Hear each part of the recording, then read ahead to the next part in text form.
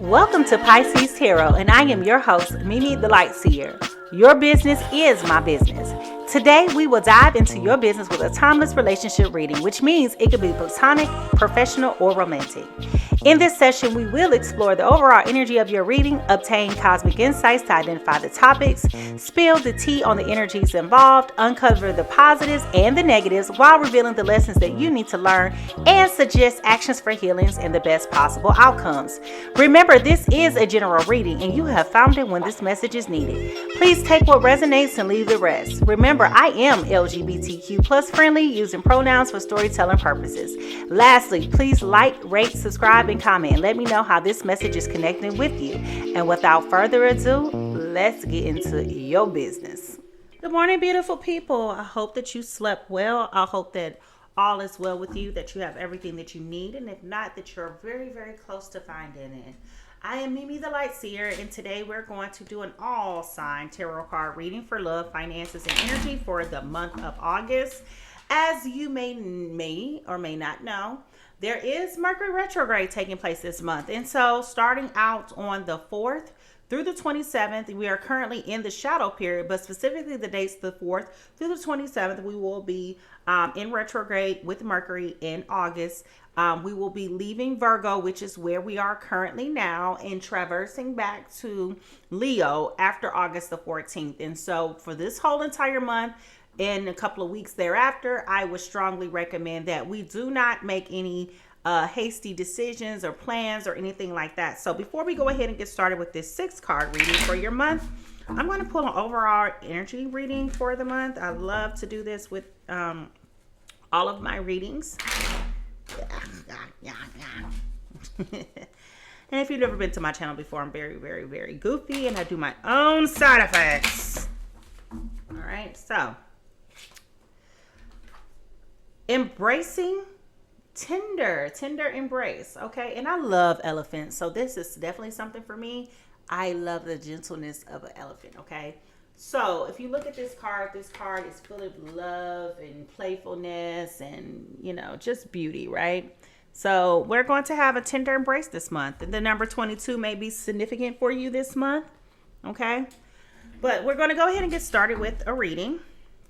We're looking at your energy, the problems you may be facing, what your conscious mind is trying to tell you out of all of this.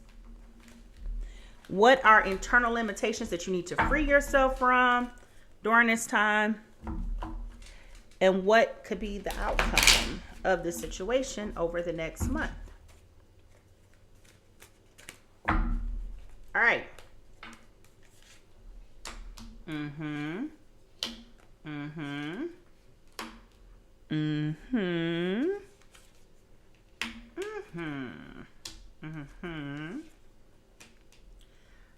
Okay, and at the bottom of the deck, we do have the Hierophant. Okay, so yeah, there may be a lot of group activities going on, particularly maybe like within the institutions, schools, governments, things like that. I'm really not surprised by this, just given where we are in our political climate in the States, but I'll refrain from going further with that. Okay, so we're starting out with the Sun card in reverse, okay? And so what this is telling me is that a lot of people may be going through breakups right now during this time. A lot of people may be receiving bad news or just be in an overall state of dissatisfaction right now. So this is a period for you to maybe take a step back and to like rethink and analyze, you know, like what your next steps are. There has been a strong stagnant energy going on the last couple of weeks, if not the last couple of months. So I would just definitely recommend that you just take a step back for yourself, just to really evaluate what's important to you and how you should be able to go about doing that. The external problem that you're facing right now is with this King of Swords here.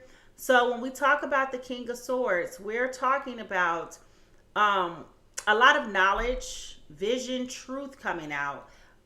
This King of Swords is a gentleman who's very well planned for, prepared for, thought out, very strategic in how he maneuvers things, okay? So what you may be facing now is that now that you've suffered the setbacks that you've suffered, your challenge is, okay, how do I proceed to move forward given my situation and my circumstance. And what I believe this card is telling us is that during this time, instead of us making quick and irrational decisions during this time, we need to take a step back, pause, reflect, and regather our bearings.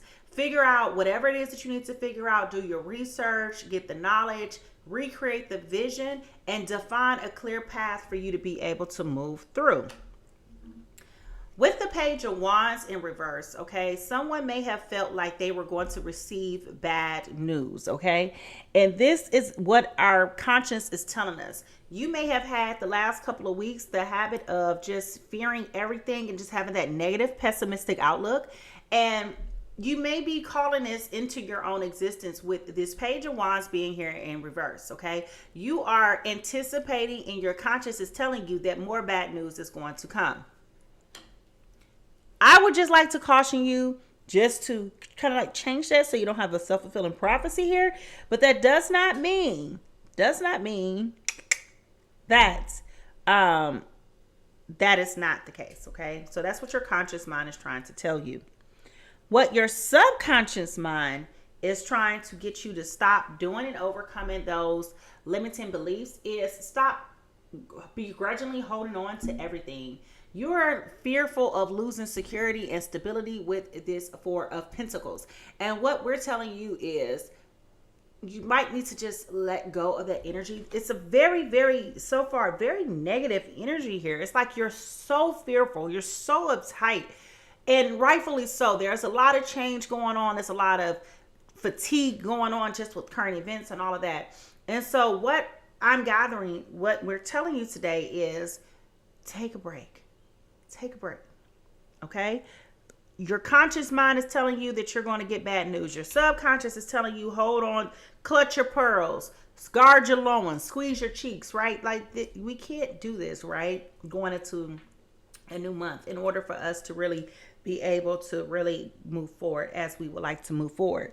And again, when we're talking about these limitations that are keeping you from solving the problem, you're anxious. You're anxious, you're worried, you're stressed, you're having nightmares, you're overthinking, you're overzealous, right? And so you have to free yourself from this negative belief. Otherwise, again, it's going to become a self-fulfilling prophecy. And lastly, the outcome that we're looking for is this wheel card. We want good fortune to come. We want good things to come to us, and if we do, we must go with the flow of life. If you look at this card very, very intently, there's positive and negative, light and dark, but she's balanced, okay? She's balanced and she's progressing to move forward. So in order for you to maximize your opportunities of where you are in life, you have got to shed some of this negative energy and perception that you have about what's going on around you. Okay, please like, rate, and subscribe, and let me know how did this message land for you. I'm out of your business.